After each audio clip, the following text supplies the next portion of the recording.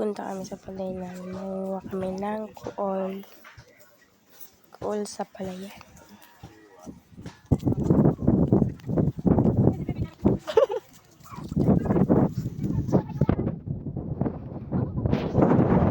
Ebidensya pag ganyan lang. May kuol. Wala pa.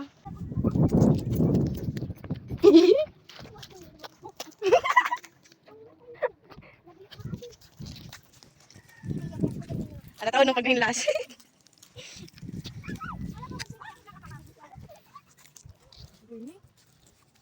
Oh! Yes! May nakita na sa camera. May nakita na ako sa camera. May nahuli na ang aking camera. Ano natin?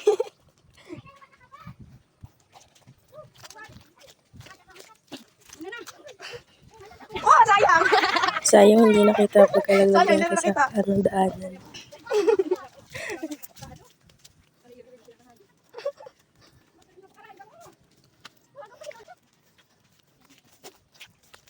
Nabuutot ang laboy.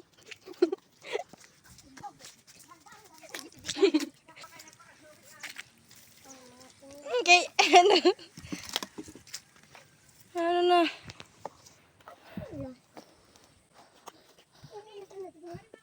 Hinghingal na ako.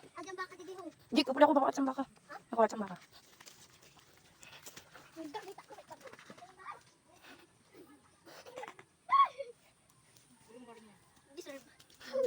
Ay, hindi.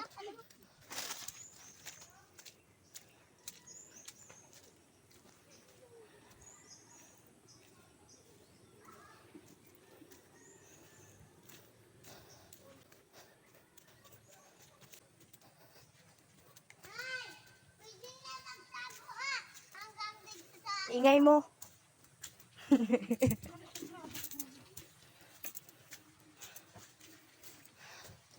Hiningal ako. Yan nga pala yung kinukunan namin ng inuman sa bundok. Tawag sa amin yan bubon. Fresh na tubig yan galing bundok.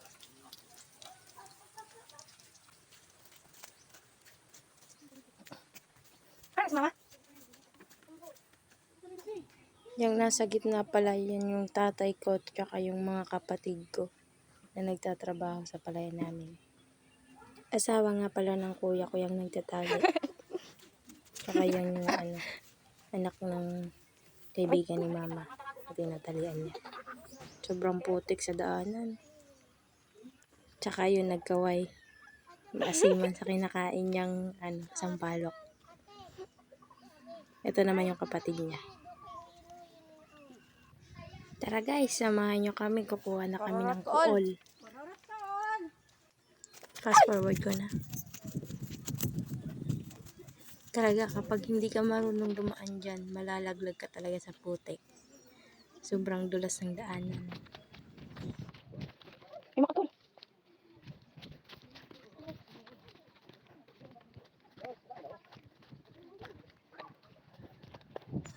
Yan nga pala panghuli sa laga. Dagang mga makukulit. Kinakain yung palay. Yan nga pala yung hinihilang palay. Yan yung kalabaw namin sa Bicol. Matibay ang karabaw ho.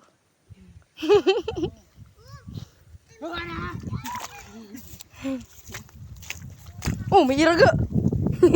Yan yung daga na huli nila. Malit pa yung daga. Ay, kumikutitob ng ang haba ng uso. Ang sakit ng pa ako. Kinagat ako ng langgam. Ayun, ang bilis ng kalabaw. Ang kalabaw namin sa Bicol. Yun nga pala yung kuya ko. Gumagawa ng daanan ng magtatapon ng palay. Sobrang lalim niyan. Hanggang dibdib yung putik niya. Tara guys, manguha na tayo ng kuol. Puro lang ako daldal. Nakatulong lang naman tayo.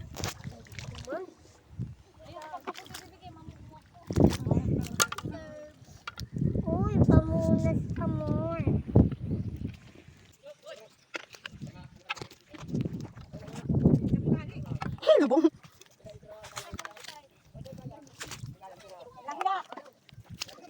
Inaalis namin yan para hindi na masira yung palay namin.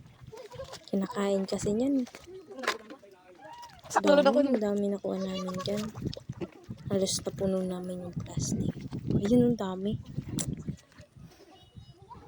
Ayun yung bunsong kapatid ko. Ang tagal makaalis. Sobrang lalim. Para siyang kalabaw na tagal makaalis. Ayun nga pa yung kuya ko. Parang ibon nakahug dun sa kahoy. Char lang. Puro ako dada. Makuha na lang tayo ng kuwan. Pero hindi hanggang legs ko. Ayan. Ang lalim na ng putik hanggang legs ko na. Ano kararam talaga oh. Nahihirapan na ako lumakad. Tagal ko makaalis dyan. Yun, tinawag yung kasama ko. Nakunin yung cellphone ko. Kasi ako ay nalulubog na sa putik. Hindi na makaalis.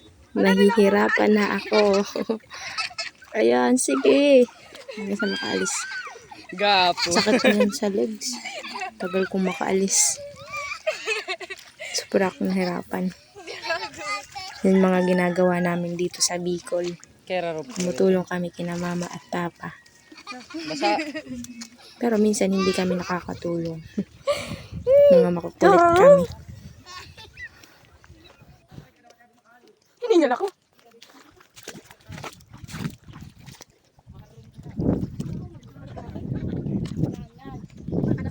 Para magtagwa eh. Yan yung asawa ni kuya. Tinatamad ng tumayo. Umupo na lang sa putik. Dik.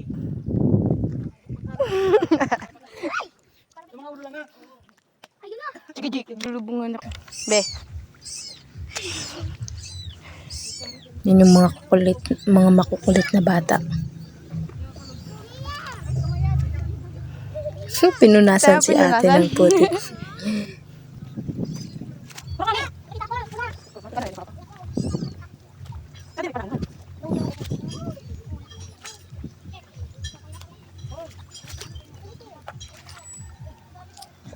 Ayun, dami ko nakuha.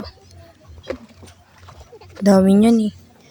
Halos, ang daming sama nila. Patumpok-tumpok. Sige, kumato ka dito sa gilid. Grabe, nabubulol ako magsalita. Kalang halak na. Kuha. Butang sa loob natin. Nalubing sa loob. Nandito pala yung mahiwagang timba. Nahirapan ako kanina, wala akong lalagyan. Yan siya, oh. Ang tagal niyang makaakyat. Nahirapan umakyat. Ginagawa niyo. Sobrang pagod na sila sa mga kakulitan nila. Daming dinaanan ng paa.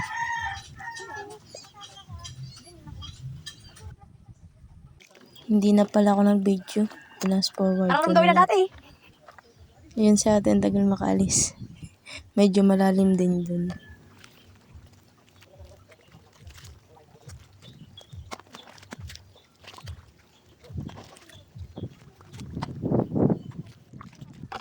Ayun si mama, oh, hanggang lags yung putik.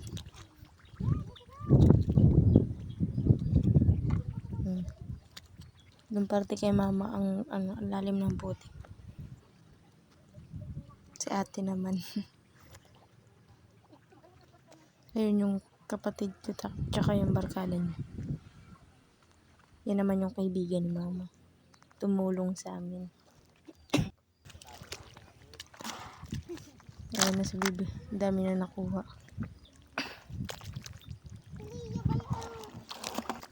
Nano rabe.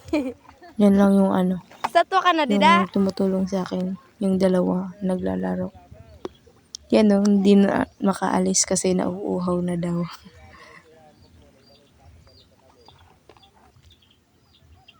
Kaya mandera na.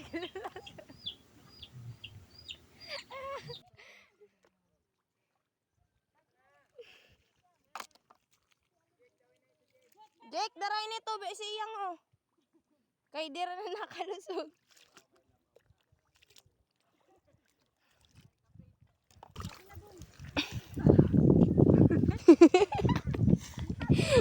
nakakulog sa likod ha.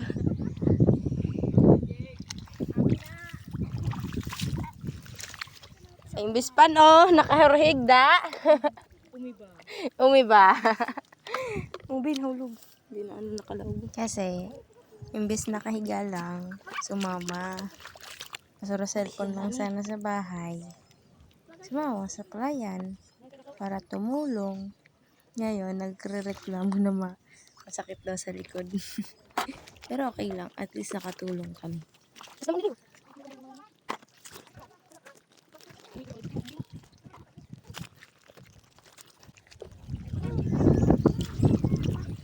Yun oh, ang dami. Nakatumpok. Ganyan talaga minsan, ang daming nakukuha namin ganyan. Nakatumpok lang.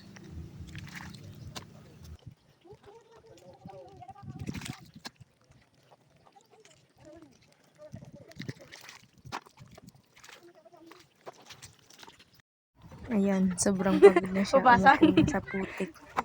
Kala niya dagat. Pagod na siya. Masakit kasi sa likod eh. Ang dami. Lahat yun na ano. Sa amin pala yun. Dalawang naglalaro. Uy, na hindi tari pula ni Yuda. Kanilang laro. Hindi, maninalinta.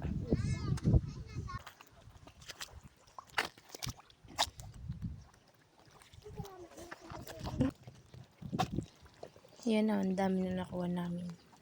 Yung iba, andun na sa plastic, linagay na namin. Kasi mahihirapan kami dumala ng balde o timba kapag madami na yan. Ang laki kasi ng timba eh. Yun na, nagtatakbuhan na yung dalawa. Naglalaro.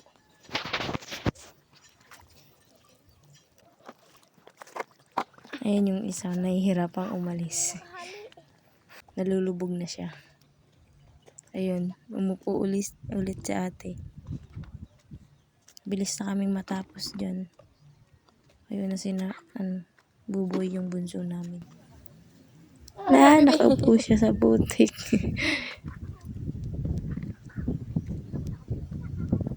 Dami ng putik ng likod. Ayun na, nalubog na siya. Hanggang baywang na niya yung putik. Ano ba yan? Nabubulol ako magsalita. Pumunta kasi doon. Imbis nandito sa mababaw, pumunta sa malalim. Ayun, nahirapan na siya. Sige, Jim, balik ka na nakalabong sa layo.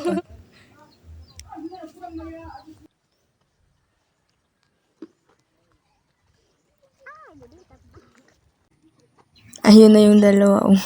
Hindi naman sa amin pala yan. Nakikuha na ng kuol. Kinukulang pata ng kuol dito sa namin. Palayan. Ayun na si mama hanggang legs na yung putik. Ayuha.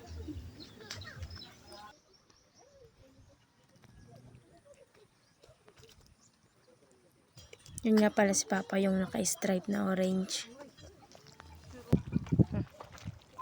Pinakuha ko sa kanya yung timba. Nabibigatan na ata. Hindi na ako nag-video. Naghugas pa kasi ng aking damit kasi sobrang putik.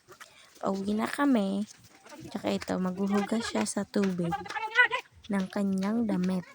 Sobrang putik. Daming putik. Pauwi na kami. Dahil kami ay tapos na. Magbabalik na lang kami pag magtatanim na. Ayun si bakla. Ang bilis pababa. Sobrang dulas ng daanan.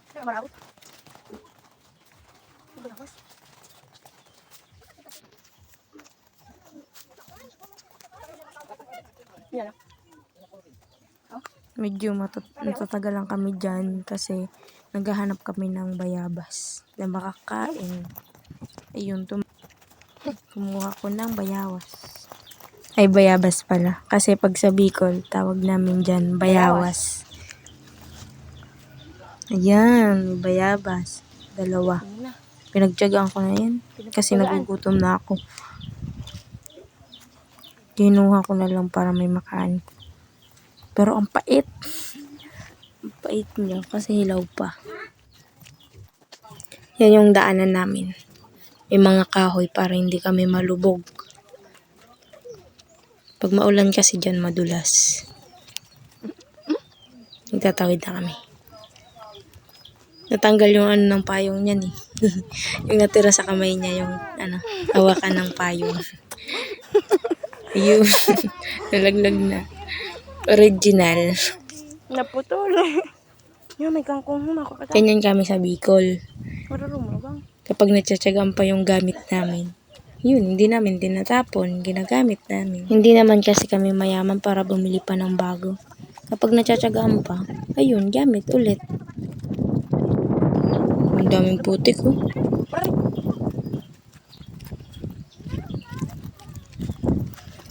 Ayun, nalaglag ulit. Kanina nakita sa camera, nalaglag siya. Nalaglag ulit siya. Pinatong ko yung camera ko dyan sa ulo ko.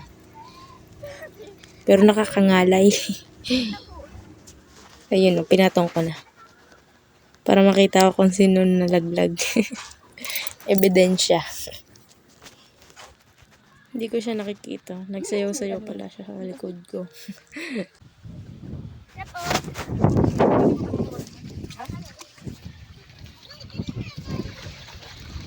Ayan no, halatang sobrang pagod. Pagod na pagod kakakuha ng kuol. Ayun nga pala yung isa sa likod. May dala-dalang lubi. Buko. Lubi pag sa Bicol. Buko naman sa inyo. Ah. Lalala. Mahuhulog siya. Ayun, tumakbo na siya. Nauna na sa tubig. Lumublob na siya. Ay, ano ba yan? Nabubul talaga ako. Hindi ko maiwasan mabulol. Diyan na nagtatapos ang aming kakulitan. Sa balay na ako. Ayun na yung payong original. Magkuto na tubig.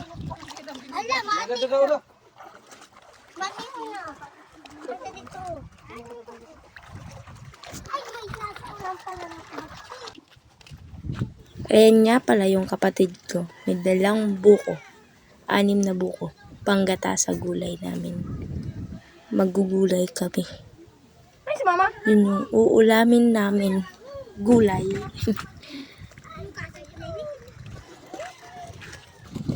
Jack.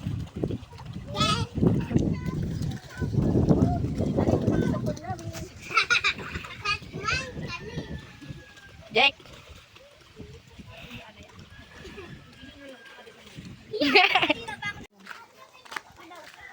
Yan nga pala yung duyan namin dito sa Bicol. Yung gulong ng tricycle. Binabalak namin dyan papaikutin yung aming pinsan. Papasakay namin tsaka papaikot-ikutin hanggang sa Mahilo. Payag naman siyang umupo dun. Ay mabitawan yung dala niyang buko. Ala, lumipad na naman yung payong. Natanggal na naman. Ano ba yan? Original yung payong. Ayun na, pinaikot na siya. Ang bilis. Nahilo siya dyan eh. Binababa niya kaso yung paa niya. Kaya tumitigil. Ayun. Tumigil na. Ala! Nahilo siya. Sobrang ikot ng duyan. Duyan na gulong. Aesthetic yung gulong namin dito. Nagagawang duyan.